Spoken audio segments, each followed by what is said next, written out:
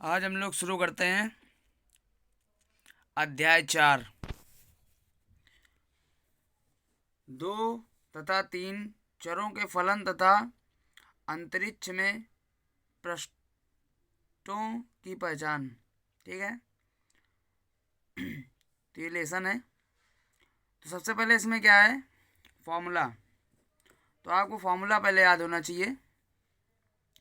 ax² plus 2hxy plus by² plus 2gx plus 2fy plus c equal to 0। तो ये formula आपको याद होना चाहिए। और इसी को दूसरी तरह अगर लिखेंगे तो ax² plus by² plus 2hxy plus 2gx plus 2fy plus c equal to 0। Formula याद होना चाहिए। उसके बाद आता है डेल्टा, जो त्रिभुज के आकार का होता है, equal to ABC plus 2FGH minus AF² minus BG² minus CH²। इतना आपको याद होगा तो ही आगे सवाल लगेगा। तो आगे बढ़ते हैं।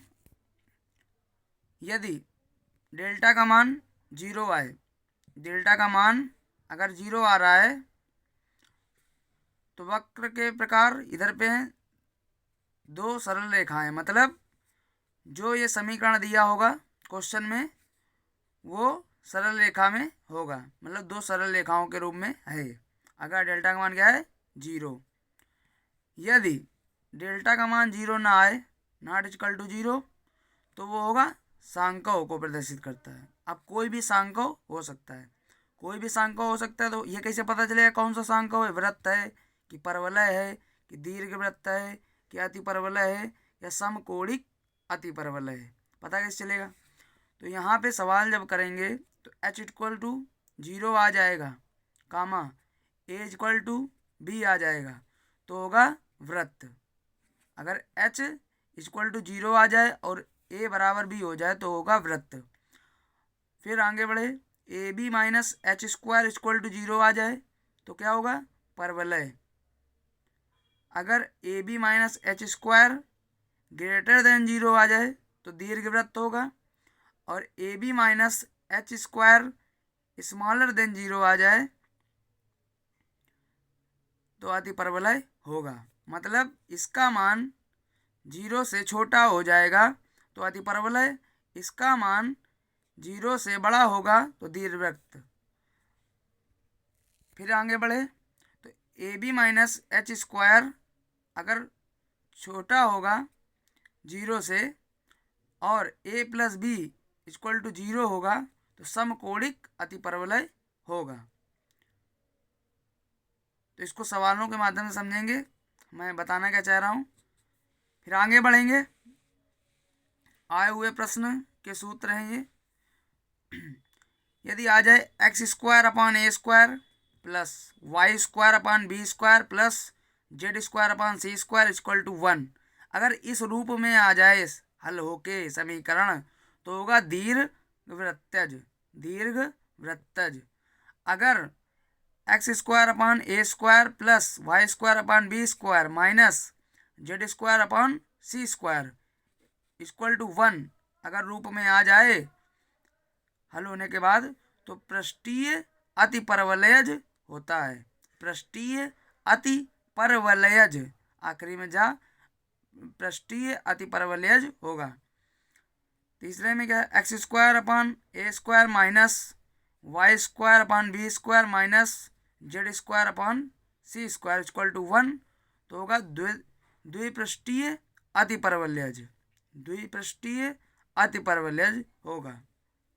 आगे बढ़ते हैं।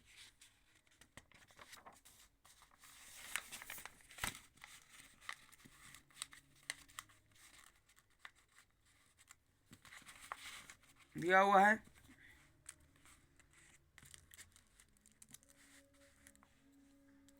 x² upon a² plus y² upon b² equal to 2z upon c, तो होगा दीर्घवृत्तीय परवलयज।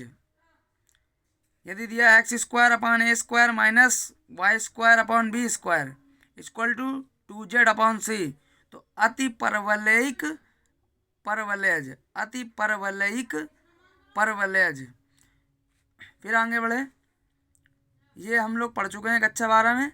X square upon a square plus y square upon b square equal to 1, तो होगा दीर्घ वृत्त, तो होगा दीर्घ वृत्त। अगर आ जाएगा ये समीकरण 1 नंबर में, पूछेगा कौन सा आकृति है, तो दीर्घ वृत्त। X square upon a square minus y square upon b square equal to 1 आ जाएगा, तो होगा अति परवलय, अति परवलय। और इसके आगे बढ़ते हैं। अगर ये इक्वेशन बन के आ जाएंगी तो ये इक्वेशन आपको याद करनी है। Y square equal to 4ax, y square equal to minus 4ax, x square equal to 4ay और x square equal to minus 4ay। तो आपको मालूम होना चाहिए ये सारी परवलय को प्रदर्शित करती हैं, मगर इनका शीर्ष नाभिलंब और नाभि, इनको याद करने का तरीका बता रहे हैं हम। पूछ लेगा, अभी आगे एक सवाल आएगा तो आपको करने में आसानी होगी। तो पहले तो इसके शीर्ष 0,0, 0,0, 0,0, चारों के शीर्ष 0,0 होंगे। नाभिलंब 4a सबकी 4a होगी, बट नाभि जो होगी यहाँ पे दिया है वाई स्क्वायर माइनस 4ax। तो क्या पूछा, वाई स्क्वायर मतलब वाई का मान निकलेगा। अगर इसको हल करेंगे तो वाई का मान निकलेगा, तो वाई तो अभी मालूम नहीं है, तो वाई होगा 0, वाई होगा 0। तो एक्स हो जाएगा a, 0, एक्स हो गया a और वाई हो गया 0, क्योंकि वाई का मान निकलेगा ना इससे। फिर आगे बढ़े, वाई स्क्वायर बराबर माइनस 4ax। अब देखिए ये माइनस में है और फिर वाई का मान यहाँ निकालना है, तो वाई का मान अभी क्या रखेंगे 0, क्योंकि मालूम नहीं हमें निकालना है, वाई का मान यहाँ से निकलेगा हल करने पे। तो माइनस एक्स 0। अब यहाँ पे एक्स स्क्वायर माइनस 4ax। अब यहाँ एक्स का मान पूछ रहा है, तो एक्स ये क्या करेंगे 0, तो 0, a, एक्स वाई होता है, तो 0, a। फिर यहाँ एक्स स्क्वायर माइनस 4ax, तो यहाँ पे हो जाएगा एक्स वाई होता है, तो यहाँ पे एक्स का मान क्या होगा 0 हो जाएगा, और माइनस a, माइनस में है तो माइनस a हो जाएगा। तो इतना ये समझ में है। याद करने का तरीका क्या है, क्योंकि देखो Y square equal to 4ax, तो यहाँ वाई का मान आएगा, तो वाई का मान अभी मालूम नहीं है, तो 0 रख दिया वहाँ पे, a, 0। दूसरे में a, 0, मगर ये माइनस में है तो माइनस का a, 0। तीसरे में x का मान निकालना है, तो x का मान 0 करना पड़ेगा, 0, a। दूसरे में भी है मगर माइनस है, तो 0, माइनस a। समय अब सवाल आता है नंबर 1 सवाल है 12x square minus 23xy plus 10y square minus 25x plus 26y minus 14 equal to 0। तो हल करने के लिए मैंने बताया था फार्मूला आपको याद होना चाहिए। तो फार्मूला क्या है, ax square plus 2hxy plus by square plus 2gx plus 2fy plus c equal to 0 से तुलना कर देंगे। तुलना जब करेंगे तो a इक्वल टू आ जाएगा 12 और 2h हो जाएगा माइनस को 23 और ये हो जाएगा h इक्वल टू माइनस को 23/2। ये b का मान आ जाएगा 10 और 2g इक्वल टू है 2g इक्वल टू माइनस का 25, तो आ जाएगा g इक्वल टू माइनस का 25/2। 2f 26, 2f equal to 26, f equal to 13, c दिया है माइनस का 14। अब डेल्टा निकालेंगे, delta equal to abc plus 2fgh minus af square minus bg square minus ch square. इस पे रखेंगे तो डेल्टा का मान निकाल लेंगे, यह आपको रखना है। रखने के बाद जो मान निकलेगा, तो इसका मान क्या निकलेगा भाई, इसका मान 0 नहीं निकलेगा। अब 0 नहीं निकलेगा, इसका मान क्या निकलेगा, दशमलव में आएगा। डेल्टा इक्वल टू 318.5, तो डेल्टा नॉट इक्वल टू 0। अभी देखिए, अभी फार्मूला बताया था मैंने,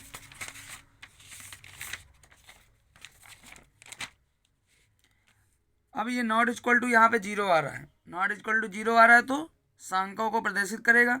अगर यहाँ डेल्टा इक्वल टू 0 आ जाता तो सरल रेखाएं हो जाती, 2 सरल रेखाएं हो जाती, मगर 0 नहीं आया है, नॉट इक्वल टू 0 आया है। तो अब ये सांख्यों को प्रदर्शित करेगा, तो सांख्यों को प्रदर्शित करेगा, मगर ये नहीं मालूम है कौन से सांख्यों को प्रदर्शित करेगा। तो इसके लिए तरीका लगेगा, कौन से सांख्यों को प्रदर्शित करेगा। तो इतना तो मालूम हो गया कि सांख्यों उसमें आएगा, मगर कौन सा आएगा ये नहीं मालूम। तो लगाएंगे a b minus h square, a b minus h square equal to 0। ये इक्वेशन सभी में लगानी है। इसको हल करेंगे तो आएगा माइनस का 12.25 और जो कि 0 से छोटा है। अब 0 से छोटा है तो देखिए इक्वेशन अब बन नहीं, a b minus h square और ग्रेटर देन 0, 0 बड़ा है, smaller than a b minus h square smaller than 0। तो यह अति परवलय को प्रदर्शित करेगा। आगे बढ़े दूसरे सवाल पे। 4x square plus 9y square plus 8x plus 36y plus 4 equal to 0। समीकरण लिख लिया। Formula x square plus b y square plus 2hxy plus 2gx plus 2fy plus c equal to 0 से तुलना कर देंगे। तुलना करने के बाद a b h g f c के मान निकाल लेंगे। डेल्टा बराबर a b c plus 2fgh minus a f square minus b ji square minus c h square रखने के बाद हल करेंगे तो डेल्टा का मान आ जाएगा -1296। तो डेल्टा नॉट इक्वल टू 0, 0 तो है नहीं, 0 होता तो दो सरल रेखाएं हो जाती, तो 0 है नहीं तो सांख्य हो जाएगा।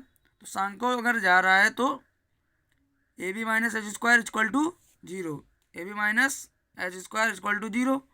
तो मान रख देंगे तो मान आएगा 36 जो कि बड़ा है 0 से।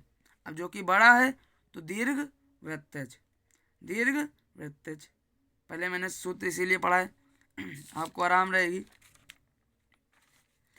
आगे बढ़े सवाल में आए। सवाल number 3। 144 x square plus 64y square minus 36 z square minus 576 equal to 0। तो 144 x square plus 64y square minus 36 z square equal to 576 ये दिया हुआ है। तो इसमें करेंगे 576 का दोनों बच्चों में भाग देंगे।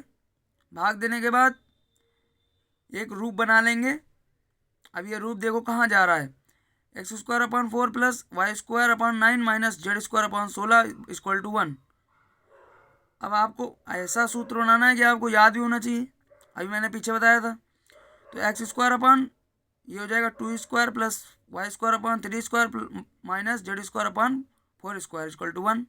तो ये हमें तुलना किससे हो पा रही है, x square upon a square plus y square upon b square minus z square upon c square equal to 1 से तुलना होती है, मतलब ये मिलता है इससे। तो ये मिल रहा है तो इसका रूप क्या बताया था, एक पृष्ठीय अतिपरवलयज। यदि ऐसा कहीं समीकरण आ गया तुलना कर दी, मिल रहा है, ठीक है मिल रहा है, तो ये क्या होगा, एक पृष्ठीय अतिपरवलयज। आगे बढ़ गए दूसरा चौथा नंबर सवाल।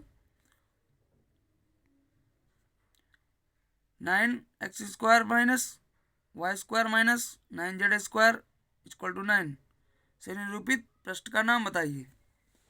इसमें भी वही है, इसमें 9 का दोनों बच्चों में भाग करेंगे। 9x square upon 9 minus 1 upon 9 भाग करने के बाद कट जाएगा, जो कट जाएगा आएगा एक्स स्क्वायर अपॉन 1 का square minus y square upon 3 का square minus z square upon 1 का स्क्वायर इक्वल टू 1। अब ये देखिए ये इससे तुलना होती है, x square upon a square minus y square upon b square minus z square upon c square से तुलना होती है। तो ये द्विपृष्ठीय अतिपरवलयज होगा, द्विपृष्ठीय अतिपरवलयज होगा। अब ये 5वां नंबर सवाल देखिए आ गया आपका, Y square equal to 4ax की पहचान करिए। तो मैंने बताया था कि वाई का मान निकालना है इसमें, तो वाई का मान निकालना है तो नाभि इसकी क्या होगी, वाई 0 हो जाएगा, तो ए कामा 0, शीर्ष 0 कामा 0 होता है, नाभि लंब 4a होती है, सबकी होती है, चाहे वाई स्क्वायर में दिया हो, चाहे एक्स स्क्वायर में दिया हो, चाहे माइनस का दिया हो, चाहे प्लस का दिया हो, परवलय रूप में दिया होना चाहिए, जो कि आपको मालूम है। तो हो जाएगा शीर्ष 0,0, नाभिलंब 4a और नाभि a,0। यह एक परवलय है। ठीक, आगे बढ़ते हैं। 6 नंबर सवाल पे आएंगे। 12x² plus 9, 12x² plus 9y² plus 64z² minus 576 equal to 0 द्वारा निरूपित आकृति बताइए। फिर इसमें y लगेगा, बट इसमें अब आकृति दूसरी हो जाएगी। अब इसको 576 को उधर ले जाएंगे और फिर दोनों पक्षों में भाग देंगे 576 का। भाग देने के बाद x² 48 plus y² 64 plus z² 9² plus 1 under root लगा के इसका होल स्क्वायर करेंगे तो वही आएगा। 8 का स्क्वायर 64, 3 का स्क्वायर 9। तो इसका तुलना किससे करेंगे? x² plus y² b² plus z² c² equal to 1 से तुलना होती है, इससे तुलना हो रही है। तो ये हो जाएगा, ये अतः आकृति दीर्घवृत्तज है। अतः आकृति दीर्घवृत्तज है। 7वां नंबर, यदि किसी गोले का व्यापक समीकरण इसके केंद्र एवं त्रिज्या को लिखिए। अब गोले का व्यापक समीकरण आपको याद होना चाहिए। गोले का व्यापक समीकरण पूछ रहा है और केंद्र और त्रिज्या पूछ रहा है। तो व्यापक समीकरण होता है x² plus y² plus z² plus 2ux plus 2vy plus 2wz plus d equal to 0। याद करने का तरीका, x² plus y² plus z² plus 2, इधर देखो x y z हो गया, u v w हो गया, प्लस d इक्वल टू 0। केंद्र minus u comma minus v comma minus w। त्रिज्या under root u² plus v² plus w² minus d। फिर आगे बढ़ते हैं। दिया हुआ है सांख्यज की परिभाषा। सांख्यज की परिभाषा इसको समझेंगे डायग्राम से, ऐसे बना के समझेंगे तो जल्दी से याद हो जाएगी। सांख्यज ऐसा पृष्ठ है, सांख्यज ऐसा पृष्ठ है जिनको निर्देशांक समतलों, जो कि समतल में बना हुआ है, निर्देशांक समतलों x0 y और y0 z, z0 x, x0 y, y0 z और z0 x तीनों क्या हो? समानांतर के समानांतर समतलों से काटने पर, समानांतर समतलों, ये तीनों क्या है? समानांतर हैं। समतलों से काटने पर परिच्छेद सांकव प्राप्त होते हैं। समझे? सांकव ऐसे पृष्ठ हैं जिनको निर्देशांक समतलों x o y और y o z o x समानांतर समतलों से काटने पर परिच्छेद सांकव प्राप्त होते हैं। तो इनको सभी को गौर से आप पढ़िएगा, इंपॉर्टेंट क्वेश्चन थे आपके लिए।